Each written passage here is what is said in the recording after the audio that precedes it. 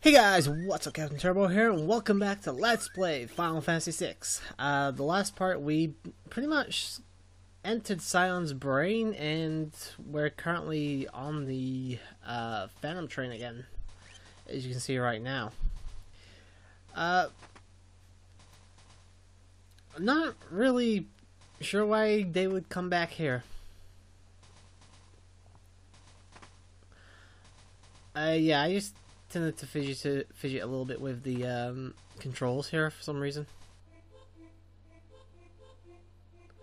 But yeah, you want to press both of them and leave the middle one alone, and you'll go into another section of Cyan's brain. So basically you just want to let the scenes play out and basically follow wherever he goes. Right, this is definitely a bit of a fuck you section. What you want to do is go to the end and go in the cave.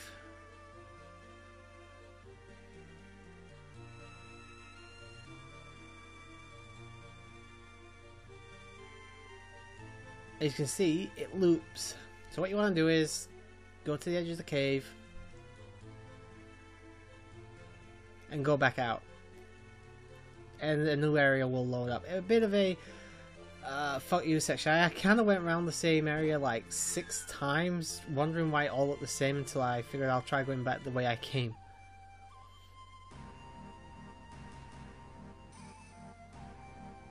And we're back in Figaro Castle. Please, save my husband. Save Cyan. Where are we? What is this place? You're inside. Cyan's mine. I know it's very boring, but give my dear husband a break. My husband Cyan continues to torment himself. Of what happened to Dilma, what happened to the world, and what happened to us. And because of the depths of despair, a monster wears as a waxwell is left onto him.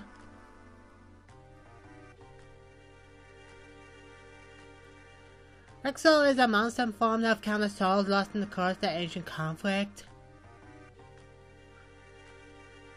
They're hitting my dad! Help him! Why am I trying to do a fucking Cartman voice? Please, help Cyan. You have to help Dad! So yeah, we got another boss fight coming up, I believe, in a few moments.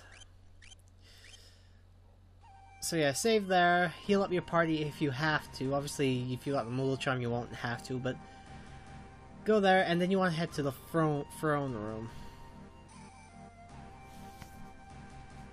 Which I kind of go in the wrong direction for.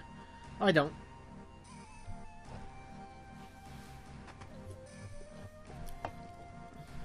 You must be Rexel. Let Cyan go. You're too late. This man can't escape me. He is overcome by despair at his own powerlessness. I am fed by his sorrow, his anger, and his hate, and now I shall partake in yours as well. It's time to... No, that's wrong. I'll possess one of your bodies. Oh my. Perhaps I'll return to this form once you've expired. Alright, if I remember correctly, what you have to actually do is the fact that he's attached himself to one of your party members. You have got to attack that party member. The problem is, you don't know which one. Otherwise you won't be able to do damage to him. At least I think that's how this fight works.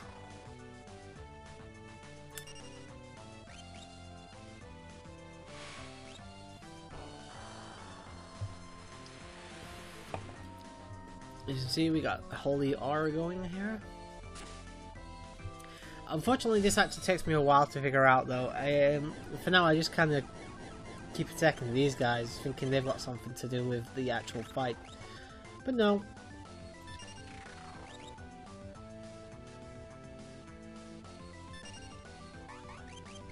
And Mog just falls over like an asshole.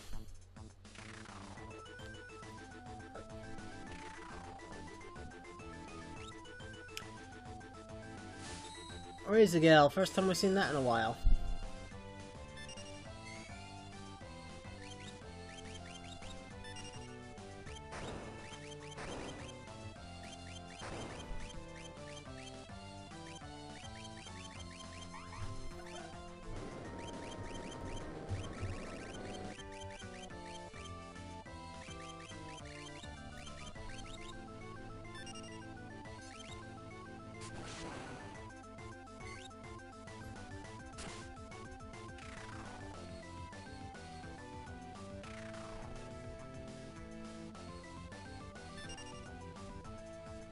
Not a whole lot to say really, you know, I just keep screwing up right now.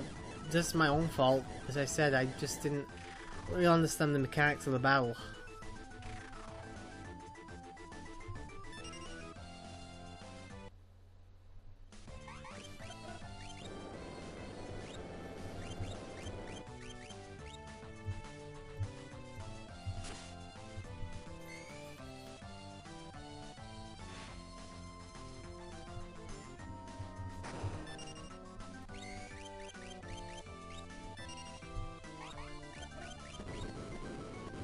Still not understand the mechanics of the battle. God damn you, Turbo.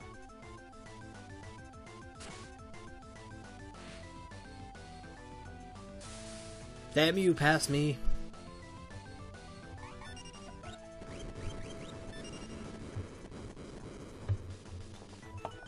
Here's the thing, that this fight isn't actually all that difficult either. I'm just making it a lot more challenging than it has any right to be. But as you can see there, I was lucky, and it was apparently being held by Mog, which means I can now attack him for a short amount of time before he's gonna equip himself to one of my party members again. There is probably a quicker way to do this, but if there is, I'm not exactly sure of it myself. Anyway, Phantom Rush, here we go.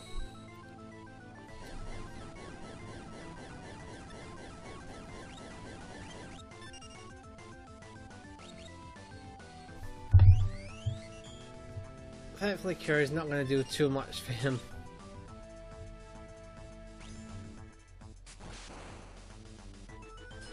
Mog using that Holy Lance. Thankfully, I don't think those guys are going to come. Alright, I shut my mouth. I thought I got rid of those guys now.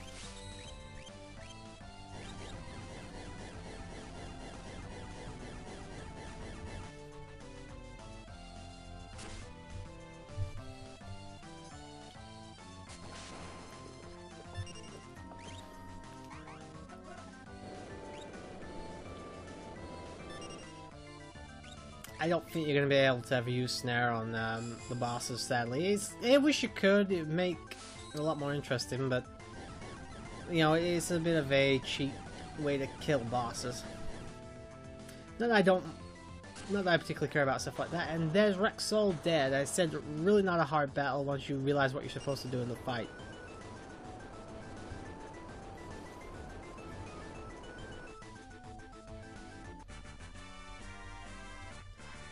And got 7 magic AP. Excuse me. 7 magic AP. And save and land teleport and obtain the God bracelet as well. I thank thee.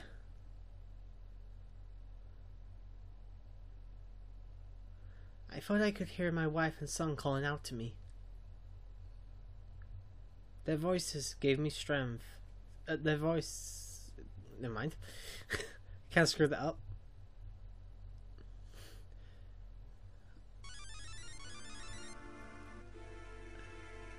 Yeah, this is also kind of a touching scene as well. You know, for all the for the comedic relief part of the game that Cyan has, especially with Gao, he's actually got one of the more bittersweet stories.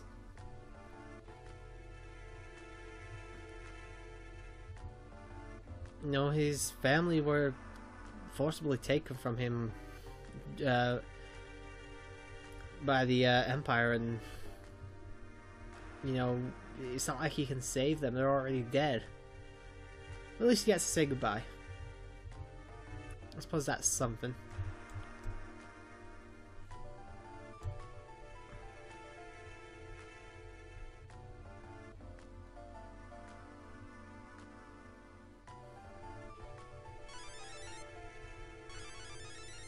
And those sound effects really don't fit. I'm sorry, but they don't. Poor Cyan.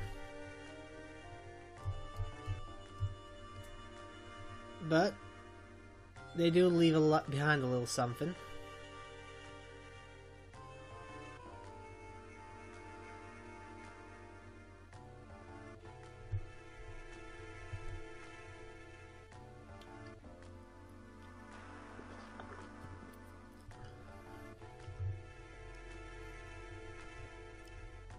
And Cyan finally decided to get his ass out of bed. Wouldn't it be funny if they just fought with him and told him it didn't happen and that he was dreaming? I mean, it'd be fucking terrible, but I like dark humor though, so you know, I'm a bit of a cunt that way. And Cyan's swordsmanship attained its peak level, which means he can now use all 7 or 8 of his skills of the Bushido things.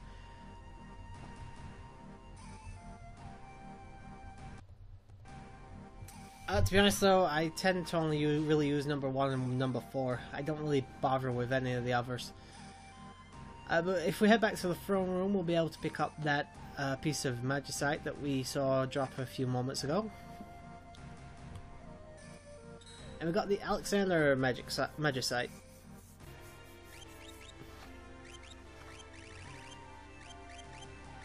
Which seals enemies with a beam of holy light. And it has a pretty good lineup of spells there as well.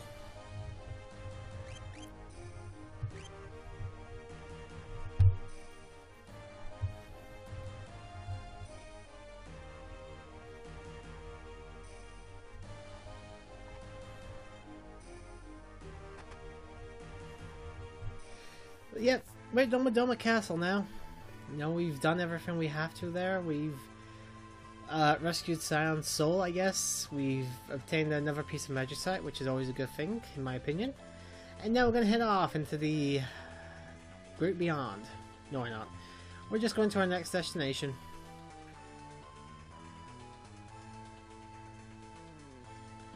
Which, by looking at things, I think the next destination is supposed to be... I think it's supposed to be Figaro Castle, if I'm not mistaken. I'm not sure though.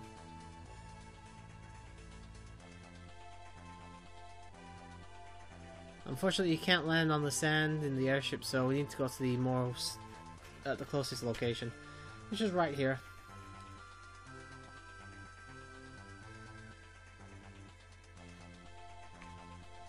My apologies for that. Basically, what happened was I just went into the ship again by accident. Anyway, we're back at Figaro. Oh, and I recently found out as well that I had, in fact, shown the same cutscene twice with the two brothers here. You know, my mistake. Just bad at remembering stuff like that, I guess. Yeah, I just tend to go in here and see if there's anything I can buy to...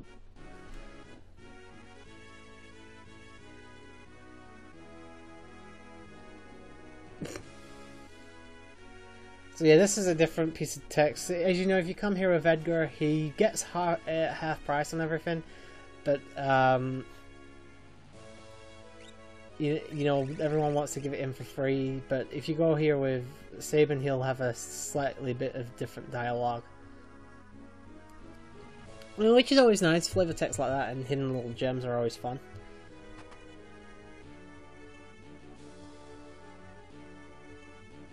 Yeah, we're heading into the dungeons again.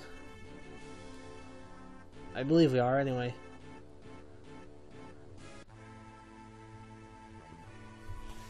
Here's the thing, Figaro Castle is not that big, but it's easy to get lost in.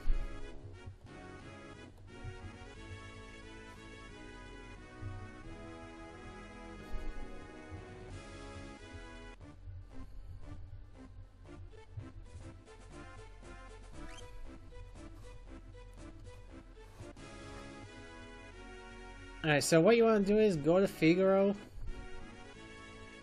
And the castle will obviously sink into the sand, which is part of its main attraction, I guess. When you're about halfway there, the castle will get stuck.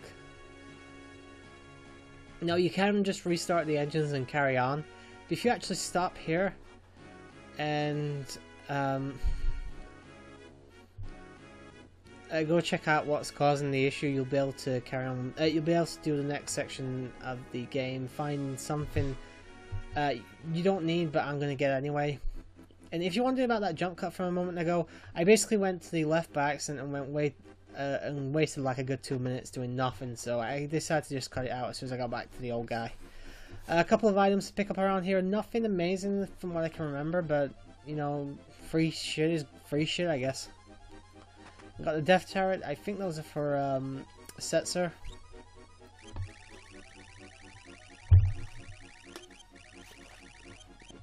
We'll see in a second.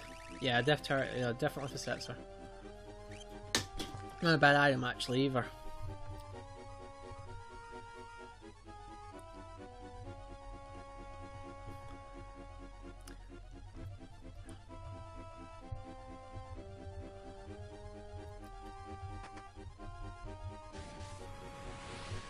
And got monster in the box. And it's a Tomberry. Yeah, you don't see many of these guys. These things, I can't remember, they either have a crap ton of XP or they have a crap ton of money. One or the other, I can't remember which. And they don't really... They have a lot of one-hit attack knockouts from what I remember in 7. But they only really target one person, if that's correct. Excuse me.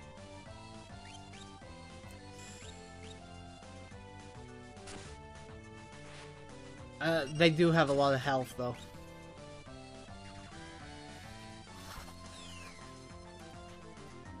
And got Phantom Rush going again.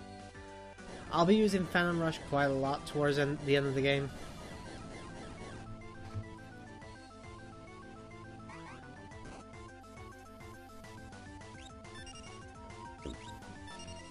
I decided to show off one of Cyan's strongest attacks. And unfortunately it misses. I think it's supposed to be a one-hit KO, but obviously those things have a certain percentage of luck based on them as well, so I don't get it off there. There's a Tomberry down anyway. It's the first random battle we've had for a while. If you want to call it a random battle, obviously it was a monster in a box.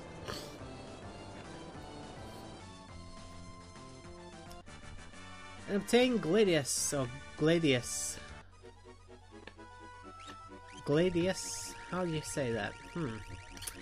It's a conundrum.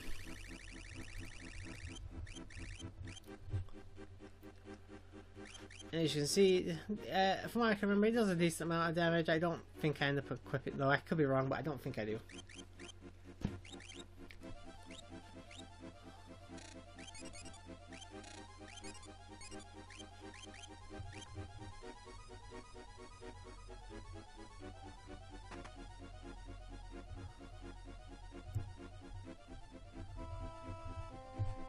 Very good music. I think, isn't this the music that you hear when you're traveling underwater with